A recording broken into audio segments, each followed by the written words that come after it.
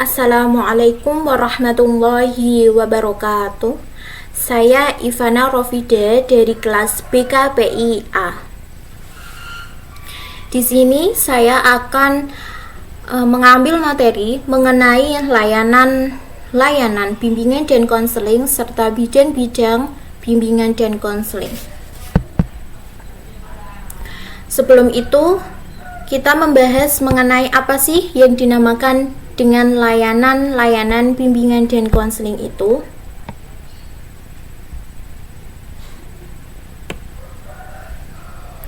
Layanan bimbingan dan konseling adalah suatu layanan yang diperuntukkan untuk semua individu, baik yang mempunyai masalah maupun tidak.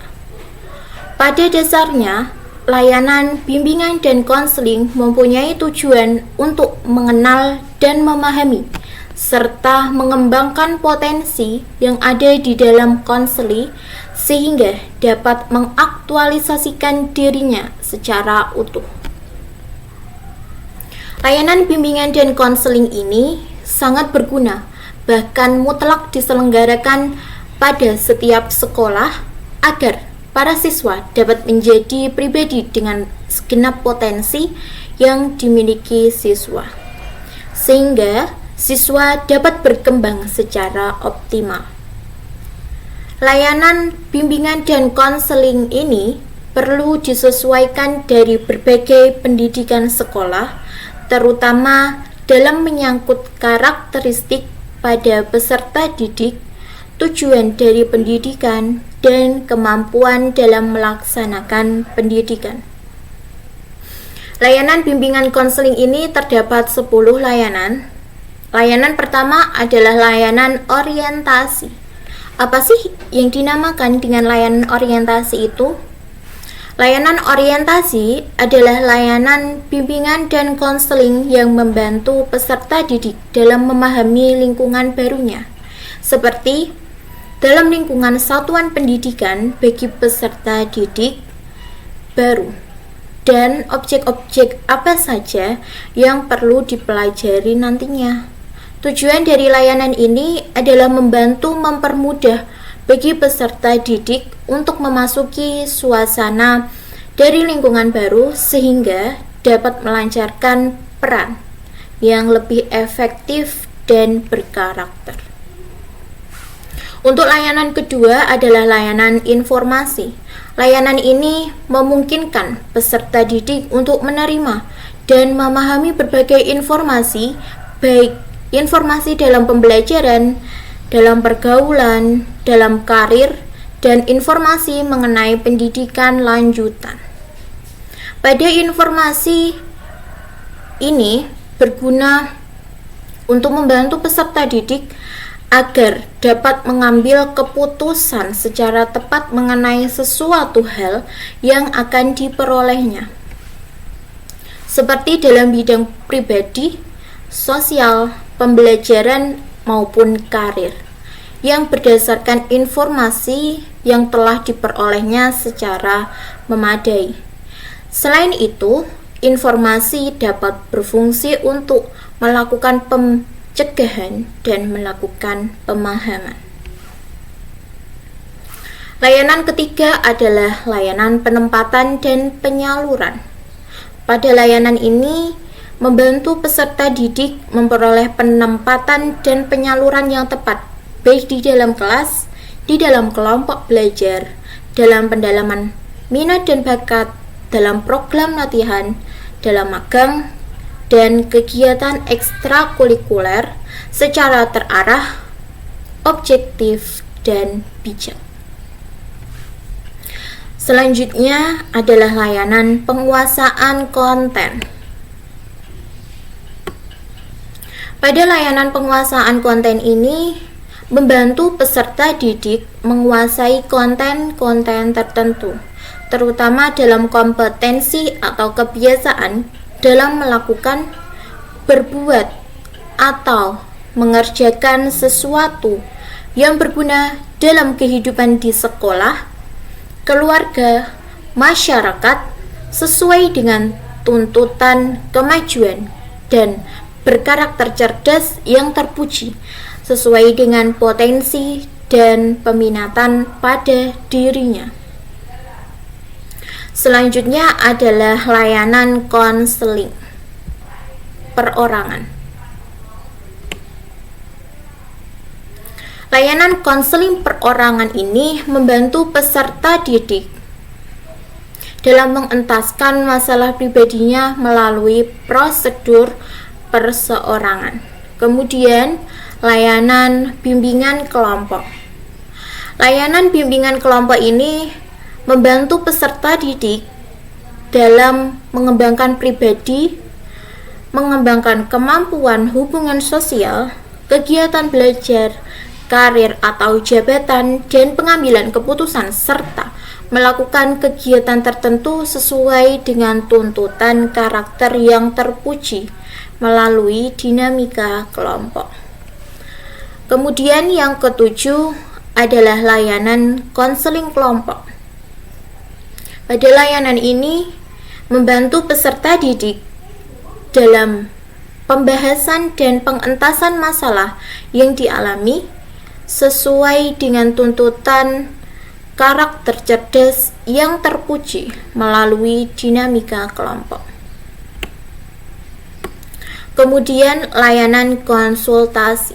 Layanan konsultasi ini membantu peserta didik dalam memperoleh wawasan, pemahaman, dan cara atau perlakuan yang perlu dilaksanakan kepada pihak ketiga sesuai dengan tuntutan karakteristik cerdas yang terpuji.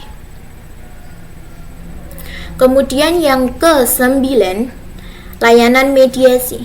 Layanan mediasi ini membantu dalam menyelesaikan masalah dan memperbaiki hubungan dengan pihak lain sesuai dengan tuntutan karakteristik yang cerdas dan terpuji. Yang terakhir adalah layanan advokasi. Layanan advokasi ini membantu peserta didik untuk memperoleh kembali hak-hak yang ada di dalam dirinya yang tidak diperhatikan, atau mendapat perlakuan yang salah sesuai dengan tuntutan karakteristik yang cerdas dan terpuji. Baik, kemudian adalah bidang-bidang pada bimbingan dan konseling. Bidang-bidang pada bimbingan dan konseling terdapat 4 bidang, yaitu bidang pribadi, bidang belajar, bidang sosial, dan bidang karir. Pertama, bidang pribadi.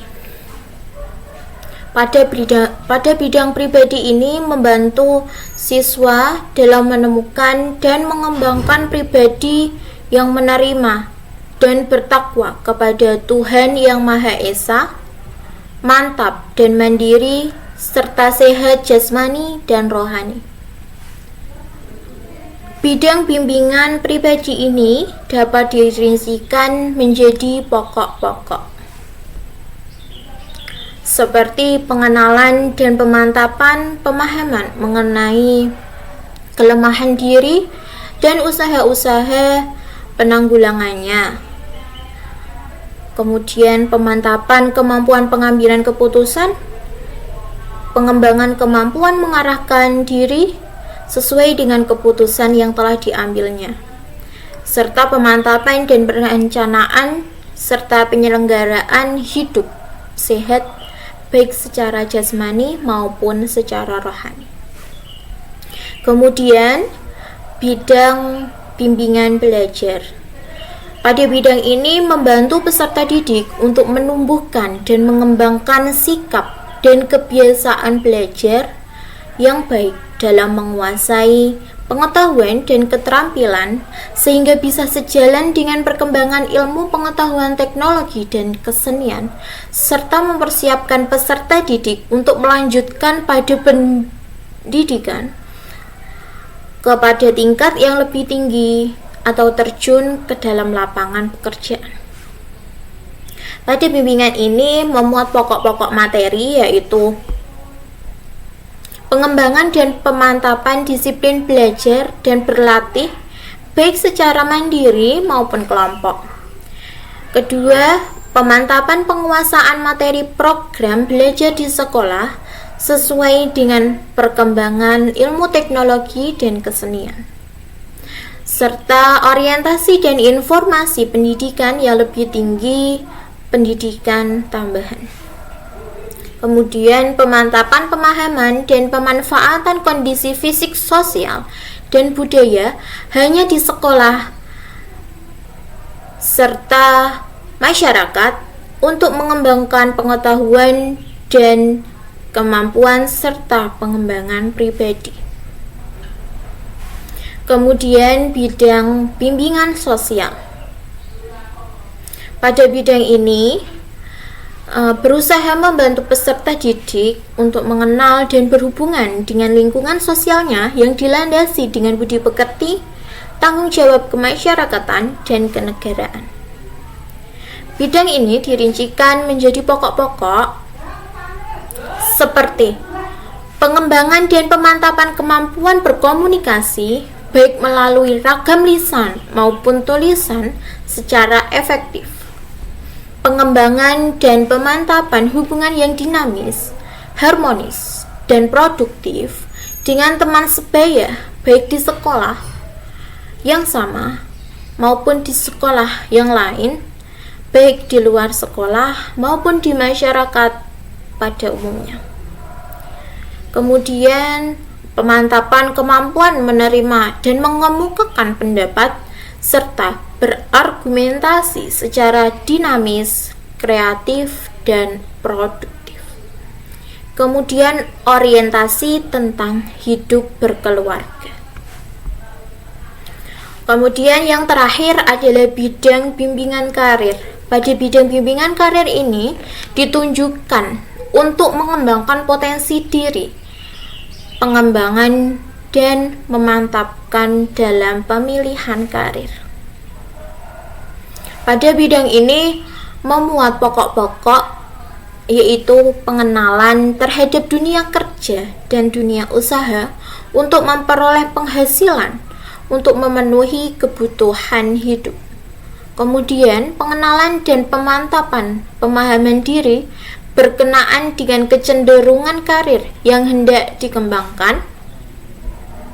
Kemudian pemantapan cita-cita karir sesuai dengan bakat, minat, dan kemampuan, serta pemantapan sikap positif dan objektif terhadap pilihan karir.